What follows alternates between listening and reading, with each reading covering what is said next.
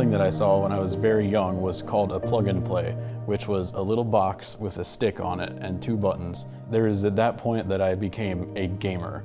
I have all these t-shirts, I have all these consoles, all these memories, all these gifts, because that's who Wesley was. Wesley is a gamer.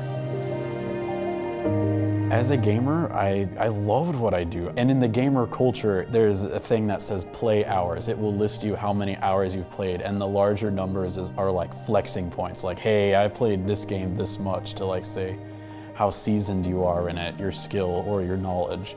I remember my favorite game franchise, I had like 1,600 hours spent doing that over the course of years. But still, like, that's a lot of my life that I dumped into that. Over one summer, my dad's like, all right, you guys are only playing one video game for an hour a day, which I was very uncompliant to, very bad teenager. There was a time in high school where I was a very disrespectful person to my mother, and so she took them as a discipline for like a year. And it benefited me, but it wasn't of my own accord. It wasn't my decision or spirit convicted, so I just kind of went straight back to it when I got the chance.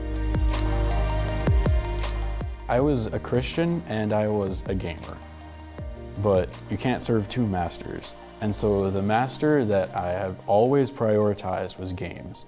And I was a gamer who also knew who God was and followed stuff a little bit. And that is just who I have been like since 6 years old.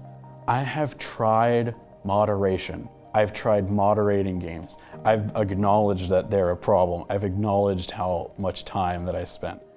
There was a time where I'm not sure if it was my voice or it was God's, and it just said, you are not strong enough. And what that meant, you are not strong enough, I'm not strong enough to moderate. I've tried. Because what video games represent for me is a dedication in my life and something that I delve into. I can't be a Christian and also be a master of that. I gave away my consoles. I gave away all of my t-shirts. Like, I have my entire wardrobe is t-shirts and jeans, and I had to get rid of half of it.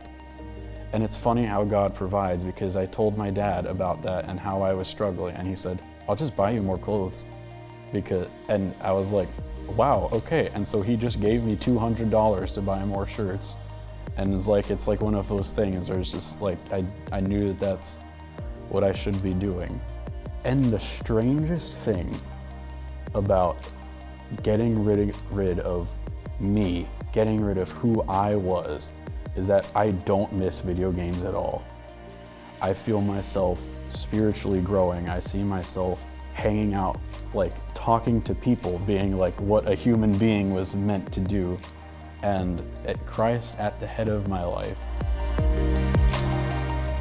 I don't feel like there's any more I can get out of life than this, because I'm in a spot where I am learning what God says, and I'm excited to know what lesson I'm gonna learn or what other thing I'm gonna learn when I'm driving home today.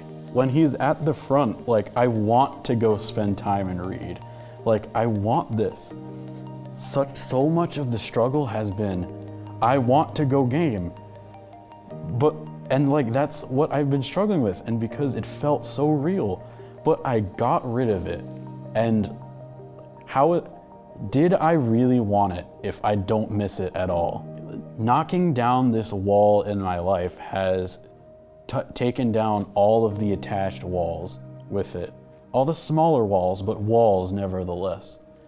And like, I feel alive. I don't know how else to say it. I feel alive.